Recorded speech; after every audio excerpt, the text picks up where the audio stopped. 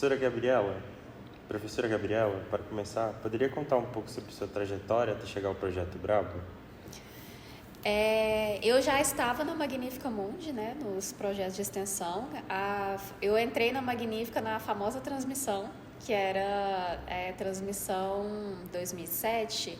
Aí eu não lembro se a gente fez... acho que a gente não fez 7 horas de transmissão, acho que a gente fez 12 horas, alguma coisa assim. No ano anterior já tinha ido pela primeira vez uma turma daqui da FIC para Bolívia. Então o Brabo começa um ano antes. No ano seguinte eu entro na Magnífica e aí a gente começa a preparar depois, né, da transmissão da Magnífica, do aniversário da Magnífica, o Brabo de 2007, que é quando os bolivianos vêm para cá, porque o projeto funciona, pelo menos funcionava, né, de modo alternado. A ideia era um ano a gente ir para lá e um ano os bolivianos virem para cá. Então 2007 era o ano que eles viriam para cá. E aí a gente foi organizar isso, que foi o Brabo itinerante. Nesse momento existia só o Brabo, né, que era o Colóquio Brasil-Bolívia. E aí o Brabo itinerante a gente foi com o transporte da UFG até Corumbá, que é a fronteira do Brasil, uma das fronteiras do Brasil com a Bolívia, que aí a gente foi buscar os estudantes bolivianos lá. E aí a gente veio vindo com eles até Goiânia, fazendo paradas estratégicas mesmo, né? A gente fez uma atividade em Corumbá ainda, a gente se conheceu lá, fez uma atividade lá meio pra gente se conhecer. A primeira parada foi em Campo Grande, que a gente fez atividade com estudantes de jornalismo da Federal do Mato Grosso do Sul e com o museu de lá, da Católica de lá. Fizemos visita a aldeias urbanas, que em Campo Grande tem, aldeia indígena urbana, né? De lá a gente foi para a divisa de Mato Grosso com Goiás, que a gente foi eu não lembro a ordem agora, mas acho que a gente foi primeiro nas aldeias, nas comunidades que tem dos Bororo, e a outra comunidade dos Chavante. Então a gente ficou uns dias lá fazendo essa vivência também. Depois a gente foi no assentamento Osiel Pereira, Osiel, não vou lembrar o sobrenome, mas a gente foi no assentamento Osiel, passamos também alguns dias lá, fizemos atividades de oficinas com a comunidade lá. Depois viemos para a cidade de Goiás, fizemos também atividade nas escolas lá e terminamos o colóquio em Goiânia. Eu não lembro quantos dias que deu isso, mas foi nesse momento que a gente idealizou não só a proposta do Brabo seguinte, de 2008, que era a nossa ida para a Bolívia, mas também o início do curso de cinema documentário O Sem Fronteiras, que foi a primeira edição em 2008. Então eu cheguei no Brabo por causa dos outros projetos da Magnífica. Perfeito. Como estudante de jornalismo, qual foi sua experiência direta com o furacão político e mobilizatório que caracterizou aquele período em La Paz e em El Alto? Primeiro eu acho que essa vivência dá uma consciência pra gente sobre questões de política, de sociedade, de cultura, e viver isso ali na prática é outra coisa, é diferente do que a gente só ficar lendo, só ficar assistindo na TV. E aí a gente tava lá, tava rolando muita manifestação, principalmente depois que acabou o período intenso das atividades, né? Então a gente foi acompanhando um pouco dessas manifestações, não só porque essas manifestações interferiram na nossa logística, desde a ida até a volta, mas também porque a gente estava acompanhando esse contexto político de questionamento desses governos de esquerda, né, que a América Latina estava vivendo. Então, vários países, principalmente da América do Sul, estavam com seus governos de esquerda e os movimentos econômicos, financeiros, hegemônicos, eles não aceitam bem isso, né?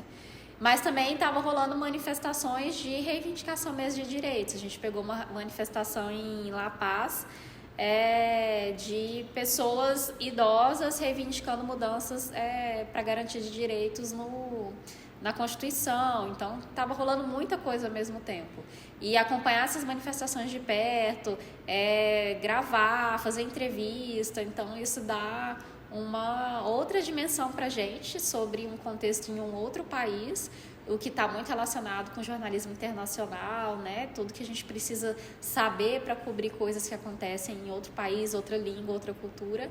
Mas também foi legal porque a gente virou correspondente da Rádio Universitária, porque na época a Rádio Universitária tinha vários programas de estudantes, se não me engano tinham 6 programas feitos por estudantes diferentes. E aí a gente entrava no telefone, né? A gente ia tipo numa lan house que tinha telefone fixo, assim, e aí a gente fazia uma espécie de link ao vivo nos programas de estudantes da Rádio Universitária, explicando um pouquinho o que estava acontecendo e tal. Então enriquece muito em todos os aspectos, né? Não só pessoal, mas profissional, para entender esse contexto de correspondente internacional, de jornalismo internacional, enfim. Perguntando agora um pouco fora desse caos todo que foi, quais as diferenças culturais que mais chamaram a sua atenção, né? Como é que elas enriqueceram o seu processo de extensão, né? Nossa, acho que tudo, assim, era diferente pra gente, porque era a primeira vez que eu saía do Brasil, então pra mim tudo era diferente, a paisagem é muito diferente dos lugares que eu conheci, né? Porque a Bolívia também ela tem uma diversidade de biomas ali, então o caminho que a gente fez, que a gente foi de trem, né, da fronteira até Santa Cruz, depois a gente pegou ônibus até Cochabamba, depois outro ônibus até La Paz. Então, esse percurso, esses lugares que a gente conheceu, mas principalmente a gente conheceu mais a região de La Paz. A vegetação, o clima, a paisagem, é tudo muito diferente. As vestimentas tradicionais das comunidades indígenas, a comida, come lhama lá, então uma coisa que no Brasil eu nunca comeria, os tipos de batata que tem lá, que são diferentes, a língua, porque eu fazia curso de espanhol, mas aí lá você tem também as regionalidades do espanhol, não só a especificidade da Bolívia, mas esse toque da língua indígena, como é que isso também influencia o espanhol de lá, a forma das pessoas se relacionarem, o trânsito é diferente, enfim, tanta coisa diferente, eu acho que tudo pra mim era diferente lá. Cheguei aí até num jogo de futebol lá, porque na época eu já era do Doutores da Bola, carreguei uma outra participante do projeto comigo para ver um jogo lá, para saber como é que era também. Então tudo que eu pude viver assim, isso acho que foi a parte mais normal, assim, mais igual à nossa. Acho que tem uma padronização do futebol no mundo, mas acho que tudo que eu vivi lá de alguma forma me acrescentou e foi diferente das experiências que eu já tinha. Certo. E sobre essa repercussão que a senhora comentou aqui no Brasil, na mídia, de ter ficado um tempo a mais lá, que não era previsto, como é que você avalia essa reação dos veículos de comunicação e da própria UFG em relação ao projeto? Foi mencionado aqui que o resgate de estudantes presos na Bolívia, nessa paráfrase aqui. Houve isso? Como é que foi, na verdade? Então, a questão é que quando a gente foi, já estavam rolando manifestações e bloqueios de estradas. Tanto é que a gente precisou ficar uma noite a mais em Cochabamba, porque a gente não conseguia ônibus de Cochabamba para La Paz, porque tinha essa questão dos bloqueios. Tanto é que a gente fez um revezamento a madrugada inteira, a gente ficou hospedado no lugar do lado da rodoviária. E aí a gente foi fazendo uma escala para, de hora em hora, alguém lá na rodoviária ver se tinha alguma novidade e se tinha algum ônibus saindo. E foi desse jeito que a gente conseguiu. Aí, em algum momento, liberaram um ônibus, a pessoa foi correndo lá no alojamento, acordou todo mundo, a gente saiu pegando as mochilas e foi todo mundo correndo para a rodoviária comprar passagem para pegar o ônibus.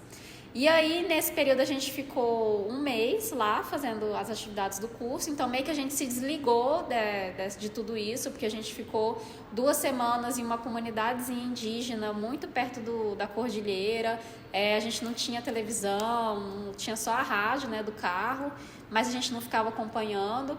Na 3ª semana, o meu grupo foi para outra comunidade indígena, que eu também fiquei desligada do que estava acontecendo, e na 4ª semana que eu fui para Elauto, que é junto ali de La Paz, para fazer a edição. Então a gente só teve noção do que estava acontecendo depois que a gente terminou toda a parte de produção do documentário e quando estava rolando já o Brabo, né? Porque aí a gente emendou o Colóquio Brabo com o curso de documentário. E aí foi o momento que a gente descobriu que as rodovias estavam bloqueadas para a gente voltar por terra.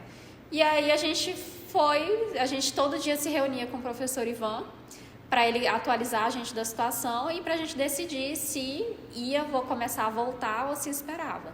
E nisso a gente foi decidindo esperar, porque a situação estava complicada mesmo.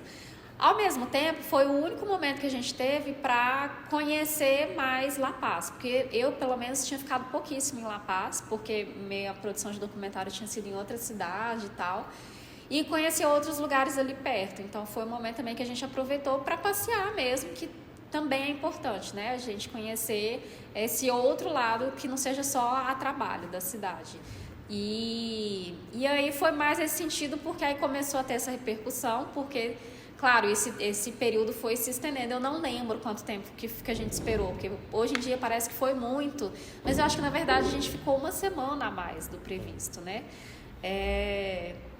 Mas aí teve essa grande repercussão aqui, por causa de alguns pais de alguns colegas que começaram a desesperar e tal. E aí, claro, a UFG meio que... a reitoria meio que não tem como a reitoria acompanhar tudo que está acontecendo em todos os projetos de extensão. Então, o professor Nilton, que era o responsável, estava nesse diálogo com a gente e tá ok, vamos esperar mais um dia. Não, vamos esperar mais um dia. Só que aí esses pais começaram a desesperar e foram acionar a reitoria. E aí foi quando teve essa repercussão toda na imprensa e tal. E aí a reitoria acabou interferindo para garantir a nossa volta. A gente acabou voltando de avião. Alguns pais que tinham condições pagaram a passagem dos seus filhos e a UFG acabou arcando com as passagens dos pais que não tinham condição de pagar esse valor. E aí, nisso, a gente voltou. Eu lembro que, nossa, parecia cena de filme, chegando no aeroporto de Goiânia, aí, aquele tanto de televisão, né, querendo entrevistar a gente e tal.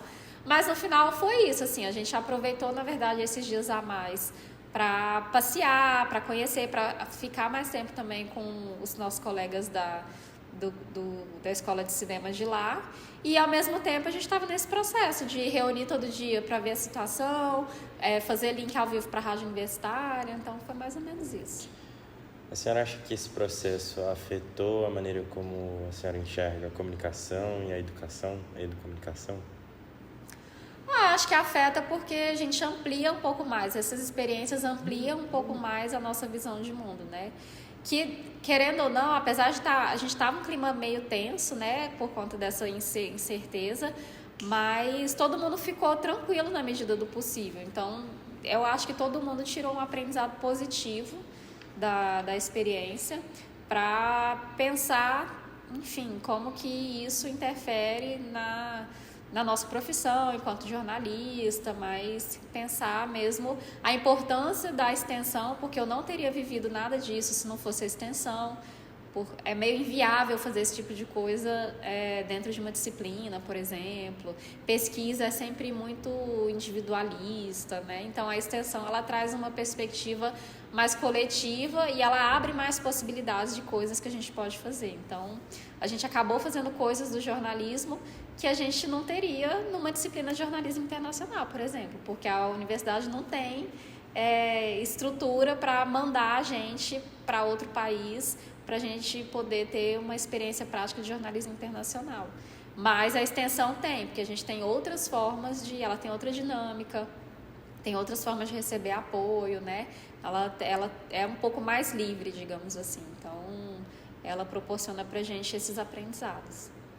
Certo. Nessa perspectiva do ensino para fora da universidade, né, ultrapassando a sala de aula, a Magnífica Mundi deve viajar agora para a Bolívia também.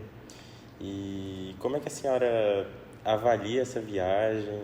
Como você pensa nesse sentido? O que eles podem fazer ou coisas que eles podem fazer que não foi possível na sua viagem, por exemplo? Não sei, eu acho que a gente fez tudo assim que a gente podia ter feito. Eu acho que é encontrar esse equilíbrio de... É porque eu sempre fui muito Caxias, né? Então eu sou muito certinha. Então eu aproveitei muito a viagem e acho que todo mundo, na verdade, aproveitou muito a viagem para fazer o que estava proposto, que era fazer o curso, todo mundo saiu com seu documentário e depois as vivências do Brabo. Mas, ao mesmo tempo, os dias que a gente ficou a mais, a gente aproveitou. Então, a gente saía, eu e outras amigas nos organizamos para conhecer o Lago Titicaca. Então, a gente, vamos ficar? Então, vamos passar 2 dias lá. A gente pegou um ônibus, passamos a noite lá e voltamos. Então, eu acho que o ideal é encontrar esse equilíbrio de o propósito que você está indo, que você tem atividades que foram acordadas coletivamente e que têm uma relação com a nossa formação enquanto profissionais, estudantes, pesquisadores, etc. E, ao mesmo tempo, aproveitar para conhecer a cidade. E aí conhecer de fato, ir para a rua, comer comida de rua. Eu engordei 5 quilos na Bolívia. Do tanto que eu comi lá, aproveitei muito, comi muito comida de lá. Saía para dançar as músicas que são típicas de lá. Então, acho que aproveitar nesse sentido também de viver realmente a cidade, o país que você está indo conhecer, eu acho que é o mais rico. Encontrar esse equilíbrio da obrigação com o lazer e pensar esse lazer também de um lazer consciente, né? Que a gente fala muito sobre turismo também, né? Turismo predatório, não fazer esse turismo predatório. Você só vai lá e tira um monte de foto para dizer que foi. Não, vive mesmo. Conversa com as pessoas, vai no lugar que as pessoas da cidade vão, né? Então, acho que isso que é o mais interessante. Sobre essas vivências, como a senhora pode marcar, ou melhor, como ficou marcado para a senhora conviver com esses povos originários, esse período que foi mais afastado? Você comenta sobre ficar sem TV, você pode falar um pouco sobre isso? Um aprendizado muito grande, igual que eu falei da questão da lhama, né? Que a primeira vez que eu comi lhama, que foi nesse momento lá mais imersivo, nessas 2 semanas, não foi só comer lhama. A gente acompanhou todo o processo de matar a lhama, preparar a lhama, né? Entender como que isso está relacionado à cultura, igual a gente aqui em Goiás quando vai fazer uma pamonhada. É diferente de você ir na pamonharia comprar uma pamonha. Você tem toda uma vivência de preparação e tal, só que você vive isso num contexto de um outro país, né? Então, foi muito bom porque no meu grupo de documentário tinha um indígena Chavante, que era brasileiro, então, né? Tinha um indígena que era um dos professores, que era o Patrício Luna, que ficou acompanhando o meu grupo, e a gente foi para a comunidade de um outro indígena boliviano, né? Então, foi muito enriquecedor, aprendi muito, questões da língua, né? A gente aprendia palavras, mesmo que fossem palavras soltas, mas do Aymara, enfim, esses momentos também de pausa que a gente tem no projeto, de conversar, bater papo, conversar sobre coisas aleatórias, tudo isso enriquece muito. Outros ritmos, outros tempos, né? Outras visões de mundo também. Para uma menina de 20 anos, é muito bom ter esse... É um choque também, então é muito bom também ter esse choque de falar que o mundo que a gente tem na nossa juventude, né, na nossa cabeça, ele não é o mundo, não é a última coisa, a única alternativa, a única possibilidade, né, que existem muitas outras. Então é um enriquecimento mesmo. Para finalizar, como é que a senhora traz toda essa historicidade, essas vivências, essa cultura para a sala de aula hoje como docente? Ai, nem sei. Porque eu acho que quando a gente vive essas coisas e a gente constrói na nossa vivência profissional, porque, claro, depois isso facilitou muito a minha vida de pesquisadora. Eu me considero... Não que eu me considero... Eu me considero uma pessoa que é uma pesquisadora de pesquisa participativa, que eu trabalho com pessoas. Então, assim, todas as minhas pesquisas foram com pessoas, eu fiz pesquisa participativa, observação participante, etnografia, enfim. E eu acho que isso só foi possível por conta dessa vivência da extensão. E E aí, minhas pesquisas também, como foram com pessoas muito diferentes de mim, em outras cidades, outros países, né, de outras culturas, acho que isso naturalmente vai mudando a nossa visão de mundo e a forma como a gente se relaciona com as pessoas. Então, enquanto professora, eu acho que eu tenho um repertório cultural, eu tenho um repertório acadêmico, que para mim eu vejo como uma vantagem em relação, enfim, em relação à nossa rotina, porque as vivências que eu tive na minha vida acadêmica, por conta da extensão também, me proporciona ver algumas coisas de outra forma, ler textos de outra forma, escolher autores, né? O processo que eu tenho desde a escolha do texto que eu vou trabalhar e por que eu vou escolher esse texto e por que esse não, a forma como eu lido com os alunos, né? Apesar de ser também muito caxias como professora, mas em que momento eu preciso conversar com o aluno, em que momento eu preciso adaptar uma avaliação com o aluno, ou em que momento eu preciso cobrar mesmo de determinado aluno, porque eu estou vendo potencial, capacidade, enfim. Então, eu acho que muda mais de uma forma, não sei, nem sei, acho que teria que perguntar para os alunos, na verdade. Bom, é isso, Gabriela.